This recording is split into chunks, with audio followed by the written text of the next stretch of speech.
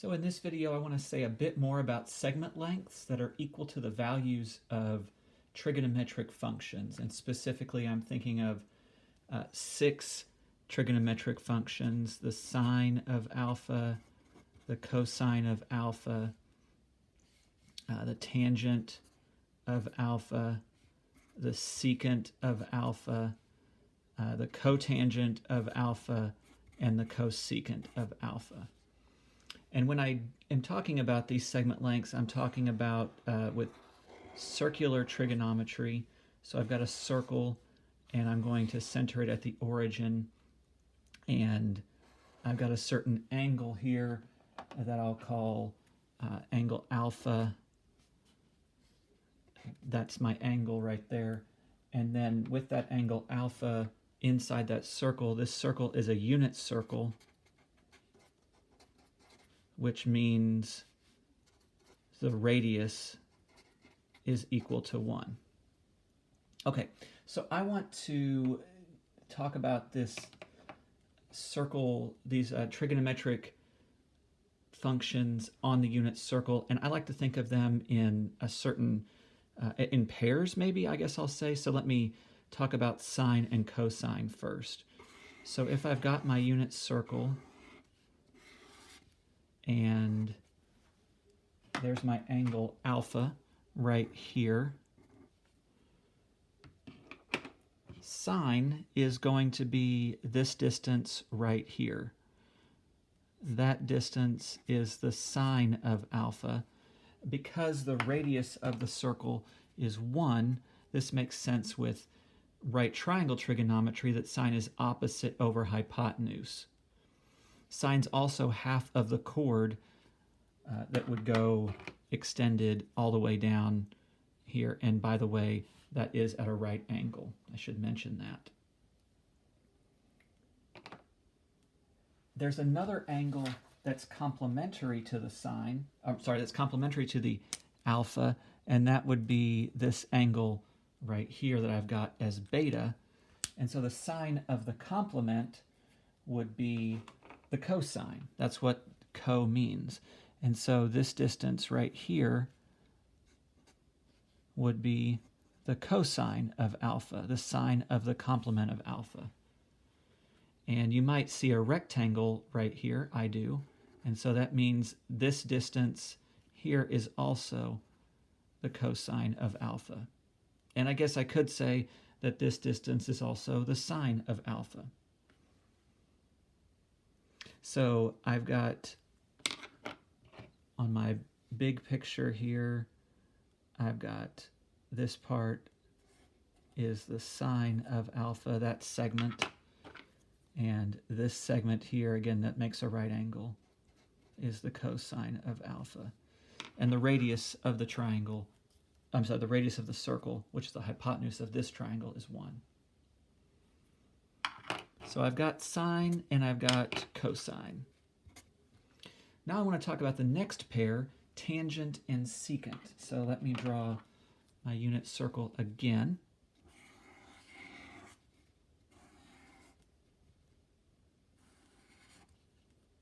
Again, the radius is 1. And with tangent, I'm going to put this point at the edge of the circle, and I'm going to make a right angle right there. I'm going to make a line going up in that direction. I made that way too big. That's okay. I forgot to make my angle here. So here's my angle alpha. And this tangent line, this line that is touching the circle in one point and going up, is the length of that is the tangent of alpha, as long as we're with a unit circle where the radius here is 1. This distance from where the tangent meets the line of the angle, the ray of the angle, all that distance, that hypotenuse here, that is the secant of alpha.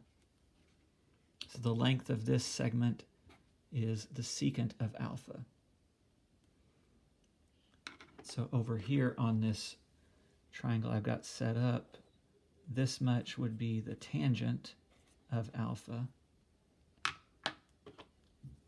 And then this distance would be the secant of alpha.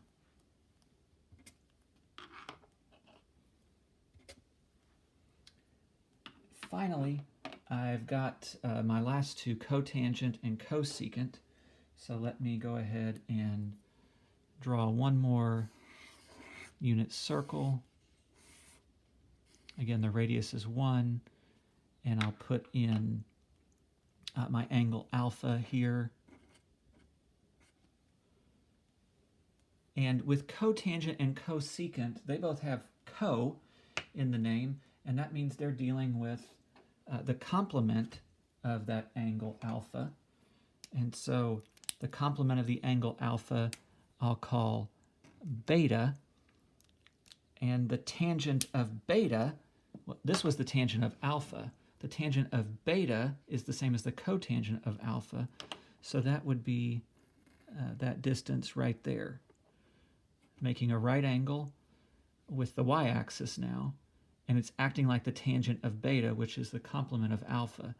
So there's the cotangent of alpha. And where the cotangent hits that angle, that ray of the angle, that distance here, the hypotenuse of this triangle, that distance is the cosecant of alpha. It's acting like the secant of the complement, which is what cosecant means, co for complement and secant for secant. So if I were to go to this main triangle, this main graphic that I've got here, this much is the cosecant of alpha, and then this distance here to the origin is the cosecant of alpha. Yikes, I messed up. That's not cosecant. Sorry, cotangent of alpha. So you know I'm a real person because I make real mistakes. So hopefully this helps some. And hopefully the GeoGebra file I provided you with is also helpful.